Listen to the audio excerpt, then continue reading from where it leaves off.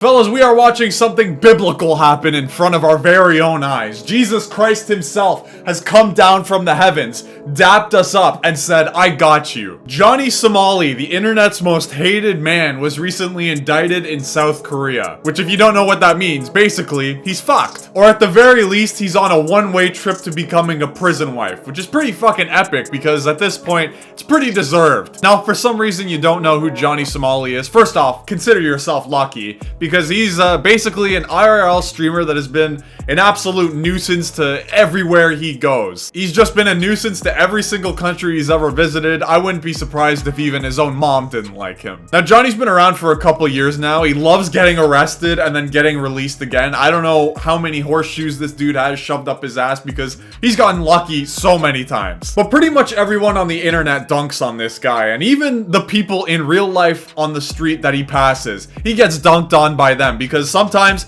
he'll just be standing there streaming and then he'll get fucking clocked by a fist going at Mach 10 by some random civilian. It's pretty fucking funny, you gotta see it. Johnny Somali also has a pretty hefty record on his back ever since, I think it started in 2023 when he first went to Japan. Guy was making anti-Japanese comments with threats about bombing them with a nuclear weapon. That's like the same level of stupid as me going to an airport and being like, it would be a shame if, like, the Twin Towers got hit by a plane today while I'm on my flight.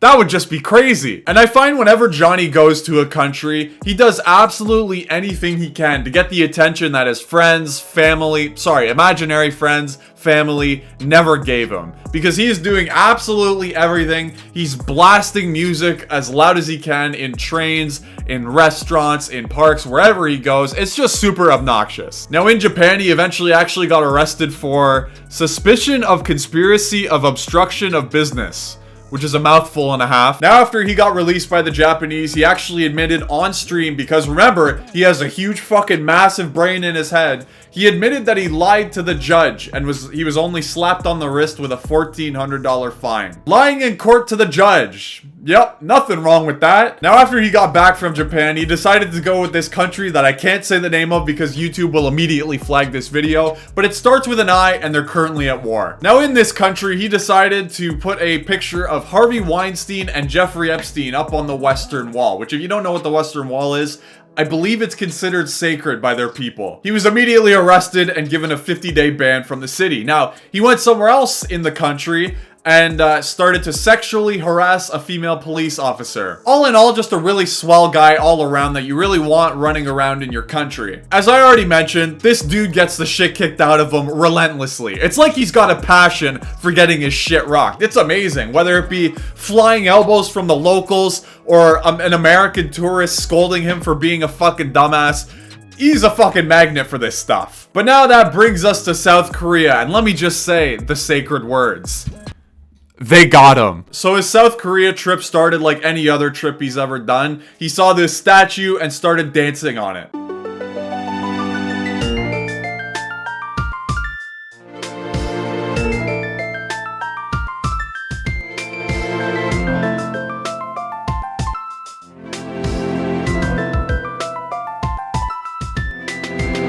Now your first instinct might be, damn, look at that ass jiggle. He's gonna be an amazing prison wife. That is until you realize that the statue that he's doing all this in front of is called the Statue of Peace, or I believe it's also called the Comfort Women statue. And it's a symbol of all the women that were sold into sex slavery in World War II. Yup. So in case you weren't sure how good of a human being this guy was, there you go. And he even admits later that he totally knew the significance of the statue. I know some people were kind of doubting it, like, maybe he just didn't know. But later in the clip, he absolutely 100% knows. He said it himself in the past. His goal is to just provoke people. Provoke? Get as much attention as possible, make money. He claims he's a sociopath, like he's an emo teenager. Just real cringy shit from a fucking loser. Now, aside from the gross display in front of the statue, he also played speeches of Kim Jong-un and I believe North Korean music as well while he was on a bus in South Korea, which, as you can imagine, went overwhelmingly well. But that's not the reason he got arrested in the country. The reason he got arrested in the country is for this video right here.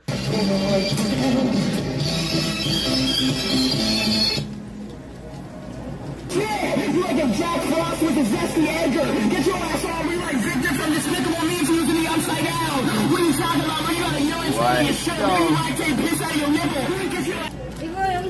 Sorry, I'm black. I'm not gonna drink nothing. 여기서 드시면 안 돼요. I don't drink. Here, no drink. No. Look here. 이거. I eat the ramen.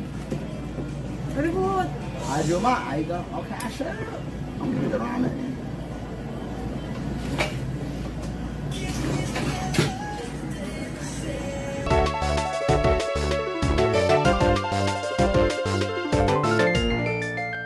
It was right to say you should never have kids. Your father was right. Your father was right. Oh.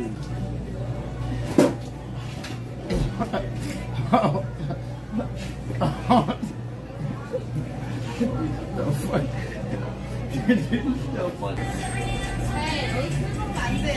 What are you talking about? 안 된다고요. 소주 안 된다고. Shut up, bitch. 폴리스? Call the police, stupid ass bitch. 폴리스 불러요, 형님. Stupid ass. I didn't even drink here. Are you dumb? I already done you stupid ass, bald ass bitch. You monkey asshole. Shut up, bitch. I did not drink it, you stupid bitch. Fuck you.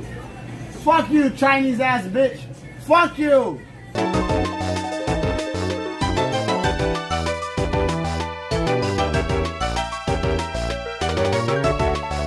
So right now, Johnny Somali is going on trial and potentially getting hit with an obstruction of business charge, which carries a maximum penalty of 5 years in jail. Pretty good. But then this guy's also facing charges of alleged drug use, which is super big no-no in South Korea. I keep wanting to say North Korea. Super big no-no in South Korea. They're super strict about drug policy there. So that has a maximum penalty of 10 years in jail. And then on top of all that, he's also in trouble for deepfaking an AI girlfriend in South Korea, which again is a big no-no there. That could potentially get him 7 years of jail time with a fine around 22,000 US dollars, which would be fucking awesome. But that's only if the victim of the deepfake decides to press charges against Johnny Somali, which I believe last time I read, that's exactly what they were planning on doing, which thank fucking God, because like I said, it's a well-deserved fall that this guy's getting right now. Oh, and of course the cherry on top is that Somali can't even flee the country because North Korea...